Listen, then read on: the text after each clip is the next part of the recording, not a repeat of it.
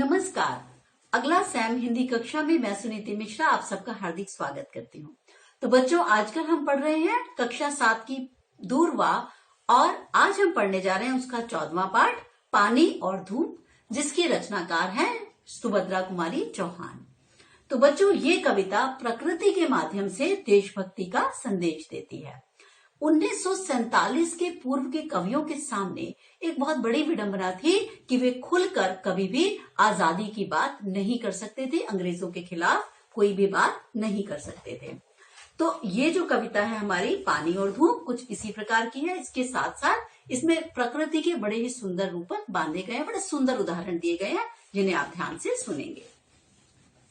पानी और धूप। अभी अभी थी धूप बरसने, लगा कहां से ये पानी, किसने फोड़ घड़े बादल के, की है इतनी शैतानी।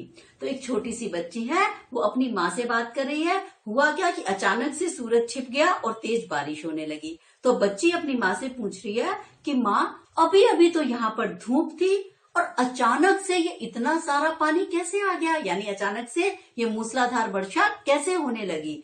किसने फोड़ घड़े बादल के, कह रहे मुझे कैसा लग रहा है, बच्ची कह रही है कि किसी ने शैतानी में बादलों के घड़े जिनमें पानी भरा हुआ था उन्हें पत्थर मार के उन घड़ों को फोड़ दिया, और घड़े के फोड़ने से क्या हुआ, सारा पानी नीचे आने लगा। तो बादल के घड़े किसी बच्चे ने मानो शैतानी से फोड़ दिए कंकड़ मार के, और वो सारे घड़े फूट गए और हमारे सर पे बादल से झरझर पानी गिरने लगा। सूरज ने क्यों बंद कर लिया अपने घर का दरवाजा, उसकी माँ ने भी क्या उसको बुला लिया कहकर आजा। वो कह रहे जैसे आप मुझे बुलाती हो गुस्सा करके कि चलो घर के अंदर चल के बैठो, आजा घर के अंदर आजा, ऐसे ही ऐसे लग रहा है मुझे कि सूरज की मम्मी को भी गुस्सा आया था, सूरज की माता जी को भी गुस्सा आया और उन्होंने क्या किया, सूरज को कस के डांट लगाई कि घर के अंदर चलो, और अपने घर का दरवाजा बंद कर लिया। कल्पना क्या है, क्योंकि सूरज बादलों के पीछे छिप गया है। तो बच्ची को क्या कल्पना लग रही है, बच्ची ये कल्पना करे कि लग रहा है सूरज की मम्मी ने उसको डांटा और डांट कर उसको अंदर बंद कर लिया, क्योंकि सूरज छिप के बादलों के पीछे अपने घर में बैठा हुआ है आसमान में। तो इसी प्रकार से जैसे हमारी मम्मी हमें डांट के अपने घर में छुपा देती है। जोर जोर से गरज रहे हैं बादल हैं किसके काका, किसको डांट रहे हैं किसने, कहना नहीं सुना माँ का। और कह रहे बादल जो है वो इतनी जोर जोर से गरज रहे हैं, गर्जना कर रहे हैं, आवाज कर रहे हैं, ऐसा लग रहा है मानो कि किसी के काका, जो मेरे काका है, जब मैं उनकी बात नहीं सुनती, जब हम बच्चे उनकी बात नहीं सुनते तो वो हमें जोर जोर से डांटते हैं। तो कह रहा है ऐसा ही लग रहा है मुझे कि बादल के बच्चे उसका कहना नहीं मान रहे, और इसी वजह से बादल जोर जोर से गर्जना करके डांट डांट के अपने बच्चों को कह रहे हैं कि तुम मेरी बात नहीं सुनते हो, उन्हें डांट लगा रहे हैं। तो ये है बच्चे की कल्पना, बादल के गर्जने में उसको लग रहा है जैसे काका गरजते हैं, इसका मतलब बादल उसके अपने बच्चों को डांट रहा है। ठीक है, तो जैसे बच्ची के काका डांटते हैं वैसे ही बादल अपने बच्चों को डांट रहा है कि मेरी बात को सुना करो। बिजली के आंगन में अम्मा चलती है कितनी तलवार, कैसी चमक रही है फिर भी क्यों खाली जाते हैं वार। अब ये कह रहा है कि ऐसा लग रहा है क्योंकि बादलों में बिजली चमक रही है, तो कह रहे अम्मा ऐसा लग रहा है कि बादलों के भीतर तलवार चला रहे हो, जैसे तलवार के, और कैसी तलवार, ऐसी तलवार जो हवा में तो चला रहे हैं लेकिन ठीक से आक्रमण नहीं कर रहे, ठीक से प्रहार नहीं कर रहे उस तलवार से। तो ऐसा लग रहा है बिजली के जो बच्चे हैं वो तलवार चलाना सीख रहे हैं लेकिन उनको ठीक से वार करना नहीं आ रहा, क्योंकि बिजली भी सफेद रंग की चमकती तलवार जैसी होती है, और जो कभी इधर से आती है कड़क के बिजली, कभी उधर से आती है, तो प्रतीत कैसा होता है मानो बिजली के बच्चे तलवार चलाना सीख रहे हो। क्या अब तक तलवार चलाना मावे सीख नहीं पाए, इसीलिए क्या आज सीखने आसमान पर हैं आए। तो कह रहा है माँ मुझे ऐसा लग रहा है कि जो बिजली के बच्चे हैं वो तलवार चलाना नहीं सीख पाए, इसीलिए उन्होंने सोचा कि आज आसमान पे चलकर हम तलवार चलाना सीखते हैं। और कैसे सीख रहे हैं कि उनके वार भी खाली जा रहे हैं, कोई लग नहीं रहा, आक्रमण ठीक से कर नहीं पा रहे हैं।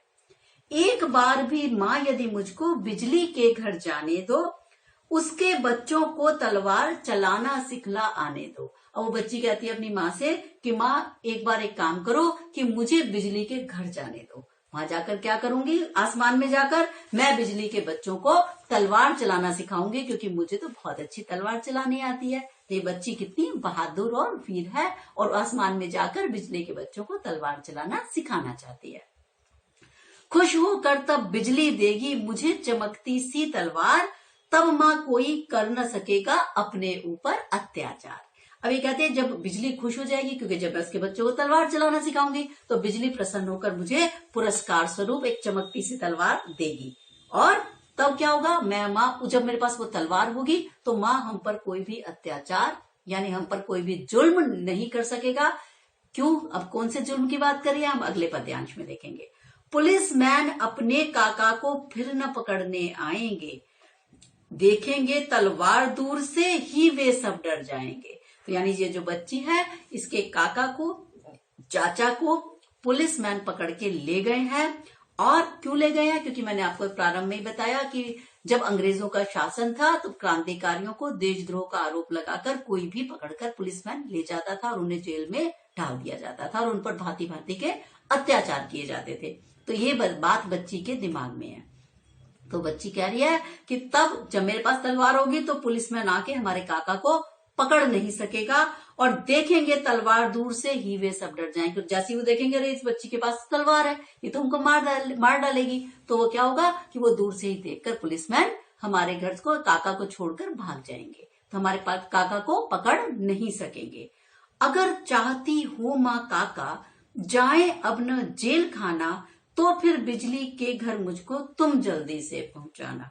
कहती है देखो माँ, अगर आप ये चाहती हो कि काका अब जेल न जाए तो आपको क्या करना होगा, आपको मुझे बिजली के घर पहुंचाना होगा और वहां जाकर मुझे उनके बच्चों को तलवार सिखा के मैं पुरस्कार स्वरूप नई तलवार लेके आपके सामने पुनः उपस्थित हो जाऊंगी और कोई भी हम पे अत्याचार, जब मेरे पास तलवार होगी कोई अत्याचार न कर सकेगा। अब माँ क्या कहती है, काका जेल न जाएंगे अब तुझे मंगा दूंगी तलवार।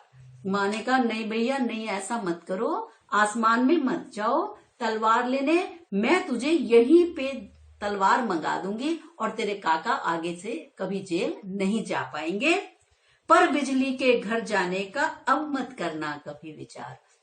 लेकिन मेरी प्यारी बच्ची, मेरी प्यारी बेटी, तुम बिजली के घर जाने की, ऊपर आसमान में जाने की बात कभी मत सोचना। मैं तुझे यहीं से एक तलवार मंगा दूंगी और तब तू उस तलवार से डराकर लोगों को अपने ऊपर अत्याचार मत करने देना। ठीक है, तो ये थी एक प्यारी सी कविता सुभद्रा कुमारी चौहान की। तो बच्चों एक बार इसके शब्दार्थ देख लेते हैं। इसके शब्दार्थ है शैतानी शरारत, अत्याचार जुल्म, वार चोट करना प्रहार करना, काका चाचा। तो ये है बच्चों ये कविता जिसमें प्रकृति के माध्यम से हमें देशभक्ति का संदेश प्राप्त होता है। ठीक है, तो अब हम मिलेंगे अगले पार्ट के साथ, तब तक के लिए नमस्कार।